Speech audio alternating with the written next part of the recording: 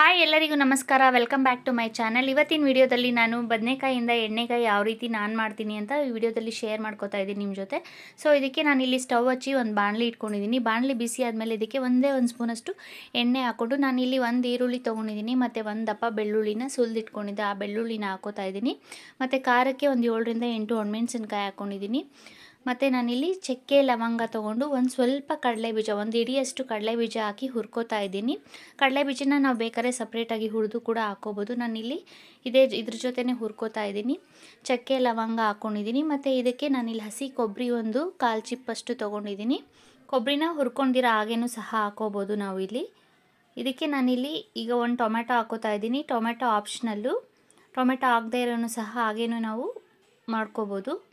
ಇದಕ್ಕೆ ನಾನೊಂದು ಸ್ವಲ್ಪ ಶುಂಠಿ ಹಾಕ್ಕೋತಾ ಇದ್ದೀನಿ. ಟೊಮೆಟೊ ಹಾಕಾದ್ಮೇಲೆ ಸ್ವಲ್ಪ ಹೊತ್ತು ಚೆನ್ನಾಗಿ ಫ್ರೈ ಮಾಡ್ಕೋಬೇಕು. ಫ್ರೈ ಮಾಡ್ಕೊಂಡಾದ್ಮೇಲೆ ಈಗ ನೋಡಿ ಕೊತ್ತಂಬರಿ ಸೊಪ್ಪು ಹಾಕಿ ಫ್ರೈ ಮಾಡ್ಕೋತಾ ಇದ್ದೀನಿ. ಟೊಮೆಟೊ ತುಂಬ ಮೆತ್ತಕ್ಕೇನಾಗೋದು ಬೇಡ, ಒಂದು ಸ್ವಲ್ಪ ಫ್ರೈ ಮಾಡಿಕೊಂಡ್ರೆ ಸಾಕು. ಈಗ ಕೊತ್ತಂಬರಿ ಸೊಪ್ಪು ಹಾಕಾದ್ಮೇಲೆ ನಾನು ಸ್ಟವ್ ಆಫ್ ಮಾಡಿಕೊಂಡು ಆ ಬಿಸಿಗೆ ಹಾಗೆ ಫ್ರೈ ಆಗೋ ಹಾಗೆ ಬಿಟ್ಬಿಡ್ತೀನಿ. ಸ್ವಲ್ಪ ಹೊತ್ತು ಈಗ ನಾವು ಹುರ್ಕೊಂಡಿರೋ ಮಸಾಲೆ ಪದಾರ್ಥ ಎಲ್ಲ ತಣ್ಣಗಾಗಬೇಕು. ತಣ್ಣಗಾದ್ಮೇಲೆ ಈಗ ನಾನು ಮಿಕ್ಸಿ ಜಾರ್ ತೊಗೊಂಡು ನಾವು ಹುರ್ಕೊಂಡಿರೋದನ್ನೆಲ್ಲ ಮಿಕ್ಸಿ ಜಾರ್ಗೆ ಹಾಕ್ಕೋತಾ ಇದ್ದೀನಿ.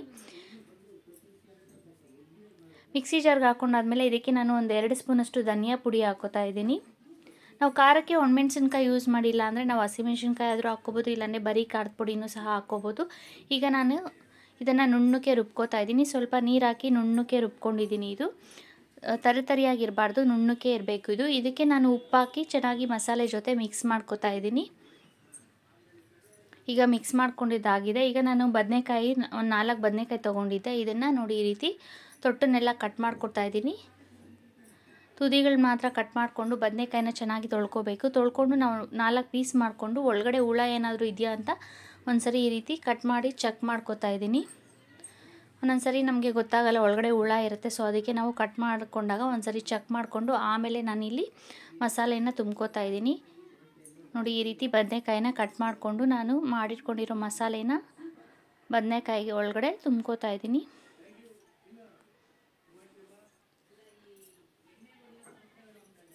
ಸ್ಪೂನ್ ತೊಗೊಂಡು ಈ ರೀತಿ ಫುಲ್ಲು ಫಿಲ್ ಮಾಡ್ಕೋಬೇಕು ಮಸಾಲೆನ ಬದನೆಕಾಯಿಗೆ.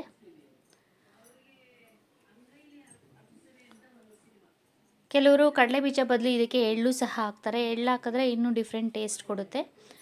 ನಾವು ಫಸ್ಟೆಲ್ಲ ನಾವು ಕಡಲೆಬೀಜ ಹಾಕ್ತಾ ಇರಲಿಲ್ಲ, ಹಾಗೆ ಮಾಡ್ತಾಯಿದ್ದೆ, ಬರೀ ಮಸಾಲೆ ಇಟ್ಟು ಮಾಡ್ತಾಯಿದ್ದೆ. ಕಡಲೆಬೀಜ ಹಾಕೋದ್ರಿಂದ ಸ್ವಲ್ಪ ಟೇಸ್ಟು ಚೆನ್ನಾಗಿರುತ್ತೆ. ಈಗ ಸ್ಟವ್ ಹಚ್ಚಿ ಬಾಣಲಿ ಇಟ್ಕೊಂಡು ಒಂದು ಸ್ವಲ್ಪ ಎಣ್ಣೆ ಜಾಸ್ತಿ ಹಾಕಬೇಕು. ಎಣ್ಣೆಗೆ ಆಗಿರೋದ್ರಿಂದ ಬದನೆಕಾಯಿ ಸಿಹಿಬಾರ್ದು. ಆ ರೀತಿ ಸ್ವಲ್ಪ 1-2 ಟೇಬಲ್ ಸ್ಪೂನಷ್ಟು ಎಣ್ಣೆ ಹಾಕ್ಕೊಂಡಿದ್ದೀನಿ ನಾನಿಲ್ಲಿ. ಬೇಕು ಅನ್ಸಿದ್ರೆ ಇನ್ನೊಂದು ಚೂರು ಎಣ್ಣೆನೂ ಸಹ ಹಾಕ್ಕೋಬೋದು.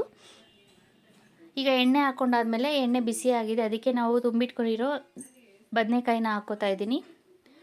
ಬದನೆಕಾಯಿ ಹಾಕಿ ಒಂದೊಂದು ಸೈಡೇ ಒಂದು ಸ್ವಲ್ಪ ಟರ್ನ್ ಮಾಡಿ ಸುತ್ತೂ 4 ಸೈಡು ಬೇಯಿಸ್ಕೋಬೇಕು. ಈ ರೀತಿ ಮುಚ್ಚಳ ಮುಚ್ಚಿ ಒಂದು ಸ್ವಲ್ಪ ಹೊತ್ತು ಮೀಡಿಯಮ್ ಉರಿನಲ್ಲಿಟ್ಟು ಬೇಯಿಸ್ಕೋಬೇಕು. ತುಂಬ ಜೋರಾಗಿ ಇಡಬಾರ್ದು, ಸಿಮ್ಮಲ್ಲೇ ಇಟ್ಟು ಬೇಯಿಸ್ಕೊಂಡ್ರೆ ಇನ್ನೂ ಚೆನ್ನಾಗಿರುತ್ತೆ.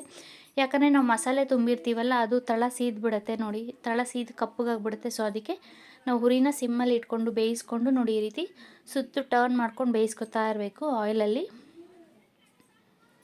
ಚೆನ್ನಾಗಿ ಆಯಿಲಲ್ಲಿ ಬದನೆಕಾಯಿ ಬೆಂದಾದಮೇಲೆ ನಾವು ರುಬ್ಬಿಟ್ಕೊಂಡಿರೋ ಉಳಿದಿರೋ ಮಸಾಲೆ ಇರುತ್ತಲ್ಲ, ಆ ಮಸಾಲೆನ ಹಾಕಿ ಮಿಕ್ಸ್ ಮಾಡಬೇಕು ಬದನೆಕಾಯಿ ಜೊತೆ. ಮಿಕ್ಸ್ ಮಾಡಾದಮೇಲೆ ಉಳಿದಿರೋ ಮಿಕ್ಸಿ ಜಾರಲ್ಲಿ ಒಂದು ಸ್ವಲ್ಪ ಮಸಾಲೆ ಇದೆ, ಅದಕ್ಕೆ ಒಂದು ಸ್ವಲ್ಪ ನೀರು ಹಾಕಿ ನಾನು ಇಲ್ಲಿ ಹಾಕೋತಾ ಇದ್ದೀನಿ.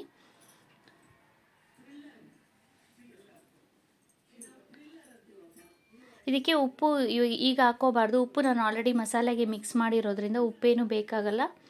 ನೋಡಿಕೊಂಡು ನಮಗೆ ಉಪ್ಪು ಕಮ್ಮಿ ಅನಿಸಿದ್ರೆ ಮಾತ್ರ ಸ್ವಲ್ಪ ಉಪ್ಪು ಹಾಕ್ಕೋಬೇಕು. ಮಸಾಲೆ ಸ್ವಲ್ಪ ಹೊತ್ತು ಆಯಿಲಲ್ಲಿ ಫ್ರೈ ಆದಮೇಲೆ ಒಂದು ಸ್ವಲ್ಪ ನೀರು ಹಾಕ್ಕೋತಾ ಇದ್ದೀನಿ ನಾನಿಲ್ಲಿ. ತುಂಬ ನೀರೇನು ಬೇಡ, ಸ್ವಲ್ಪ ಹಾಕ್ಕೊಂಡ್ರೆ ಸಾಕು. ನೋಡಿಕೊಂಡು ಇದು ಗಟ್ಟಿಯಾಗೇ ಇರಬೇಕು ಎಣ್ಣೆಗಾಯಿ. ನಮಗೇನಾದರೂ ಸ್ವಲ್ಪ ಗ್ರೇವಿ ಜಾಸ್ತಿ ಬೇಕು ಅನಿಸಿದ್ರೆ ಮಾತ್ರ ಇನ್ನೊಂದು ಸ್ವಲ್ಪ ನೀರು ಹಾಕ್ಕೋಬೇಕು. ನೋಡಿ ಇದು ಆಲ್ರೆಡಿ ಕುದಿಯೋಕ್ಕೆ ಸ್ಟಾರ್ಟ್ ಆಗಿದೆ. ನಾವು ಆಲ್ರೆಡಿ ಎಣ್ಣೆಯಲ್ಲಿ ಬೇಯಿಸಿ ಇಟ್ಕೊಂಡಿರೋದ್ರಿಂದ ಬದನೆಕಾಯಿ ಬೇಗನೆ ಬೆಂದ್ಬಿಡುತ್ತೆ. ಫ್ರಿಜ್ಜಲ್ಲಿ ಇಟ್ಟಿದ್ರೆ ಸ್ವಲ್ಪ ಬದನೆಕಾಯಿ ಬೇಗ ಬೇಯಲ್ಲ. ಫ್ರಿಜ್ಜಿಂದ ತೆಗೆದು ಹಾಗೆ ಮಾಡಿದ್ರೆ, ಫ್ರಿಜ್ಜಿಂದ ತೆಗೆದ್ರೂ ಬೆಳಗ್ಗೆ ತೆಗೆದಿಟ್ಟು ಮಧ್ಯಾಹ್ನ ಮಾಡಿಕೊಂಡ್ರೆ ಎಣ್ಣೆಗಾಯಿ ಬೇಗ ಆಗುತ್ತೆ, ಇಲ್ಲಾಂದರೆ ಬದನೆಕಾಯಿ ಬೇಯಲ್ಲ. ಈಗ ನೋಡಿ ಚೆನ್ನಾಗಿ ಬದನೆಕಾಯಿ ಬೆಂದಿದೆ. ಈಗ ಎಣ್ಣೆಗಾಯಿ ರೆಡಿ ಆಗಿದೆ. ಎಣ್ಣೆಗಾಯಿ ಮುದ್ದೆಗೆ, ಚಪಾತಿಗೆ ಮತ್ತು ಅನ್ನಕ್ಕೆ ಎಲ್ಲ ಸಖತ್ ಟೇಸ್ಟಿಯಾಗಿರುತ್ತೆ. ಸೊ ನಾನು ಮಾಡೋ ವೀಡಿಯೋಸ್ ನಿಮ್ಗೆ ಇಷ್ಟ ಆದರೆ ಪ್ಲೀಸ್ ಲೈಕ್, ಶೇರ್ ಮತ್ತು ಸಬ್ಸ್ಕ್ರೈಬ್ ಮಾಡಿ. Thank you.